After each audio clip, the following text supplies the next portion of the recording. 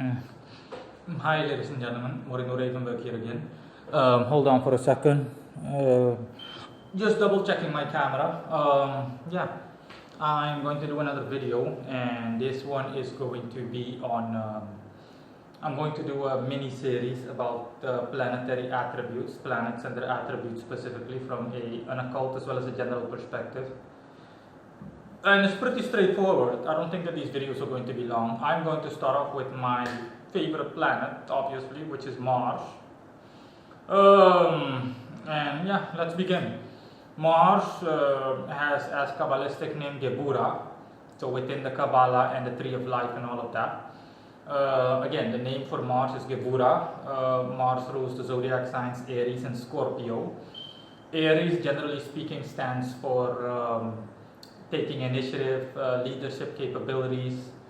It stands for physical fortitude and strength, and to a lesser extent, mental fortitude and strength. It stands for a number of things. Okay, but those are just a couple of examples that I can give. Scorpio stands for coercion. Scorpio stands for debt. Stands for sexual desires. Scorpio stands for a fatalistic attitude, being determined to the point where one never gives up, and so on. Okay, both of these zodiac signs fall under the rulership of Mars. The element associated with Mars is fire. And despite the fact that Scorpio is a water sign, astrologically speaking, Aries is a fire sign through and through. Scorpio is a water sign, but Scorpio is still incredibly vigilant, and both fall under Mars's rulership. So Mars as a planet, as an occult body as a whole, as an aspect of creation, simply stands for the dark side of God, basically. That's why God created 7 planets, and these planets are basically simply aspects of creation.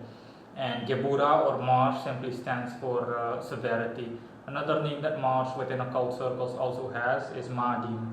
That's M-A-A-D-I-M. With as ruler, obviously, my patron, my beloved Lord Samael, the archangel ruling the 5th heaven as well as Mars, whose name means poisoner of God or venom of God. So Samael, L indicating of God, and Sama standing for poison in Hebrew. Yeah, so Mars as a planet, as an occult body as a whole, stands for severity, sternness, stands for destruction, violence, chaos. Mars basically rules all destruction and devastation that you see within the world. Examples are wars and killings, violent murders, you name it. Suffering and all of that stems from Mars. Suffering in a general way, in a violent way, stems from Mars. Okay. There are obviously other planets that do so too, but they do in a different way, like Saturn, for example, and so on. But we're not going to get into that since I'm discussing Mars. Entities that are linked to Mars, Martian spirits, generally speaking, do possess these character traits, and therefore, generally speaking, are aggressive and coercive by nature. Aries stands for aggressive, and coercive stands more for the Scorpio part of that. In my experience in dealing with Mars, entities that are Martian are generally speaking aggressive. They tend to make you do things like stub your toe. Minor misfortunes will befall one if if a magician were to deal with Martian entities or entities that have strong Martian traits. I remember this. I remember once invoking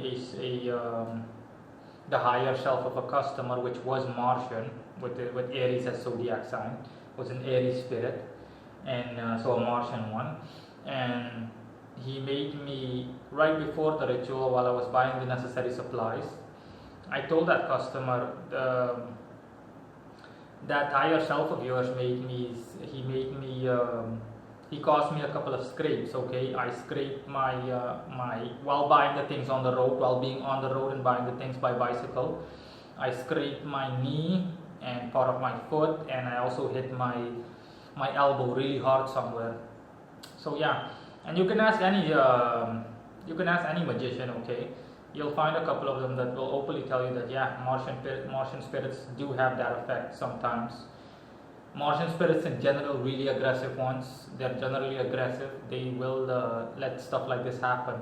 Even spirits with minor Martian traits like Satan and Bune will also bring about those kind of misfortunes. So that's what Martian entities, generally speaking, are like. Okay, and they also generally possess destructive character traits, or destruction a specialty, but not all of them. There are exceptions. Lucifugero Focal is one of them. He's Martian, but yet specializes in wealth. And it just continues, okay? But generally speaking, spirits from Mars do have destruction and destructive and excel in destructive capabilities. Another spirit that comes to mind that deals with money is Bharat Sabel. But of course, these spirits don't have that. Even if that's their specialty, they do possess a certain level of destructive potency.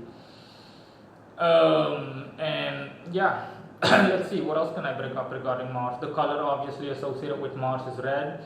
Like I just said, the element is fire. And for the rest, these are just the basic attributes, okay, of working with Martian spirits. That's what Mars stands for as a planet, as from an occult perspective and as a whole. And throughout history, that's also why throughout history Mars has been equated with war and bloodshed and chaos. The Roman god or the Greek god Ares, for example, is literally named after the zodiac sign Aries. It's just a pagan god that is basically the personification of the zodiac sign Aries. And I remember also invoking planetary energy in the past, long ago, invoking planetary energy in the past, and when I invoke Mars or Aries as a zodiac sign, its energy, I could feel the burn all over my body. I mean, it was literally like I was on fire. And it's the same feeling I'm getting when dealing with my patron. Okay, whenever he puts his hand on my shoulder or anything like that, it is I feel the fire welling up inside me, and I feel how it has become me for a good portion. Okay, it has become part of me, which was my goal. But yeah, that's basically it on Mars. Thanks for watching. Bye.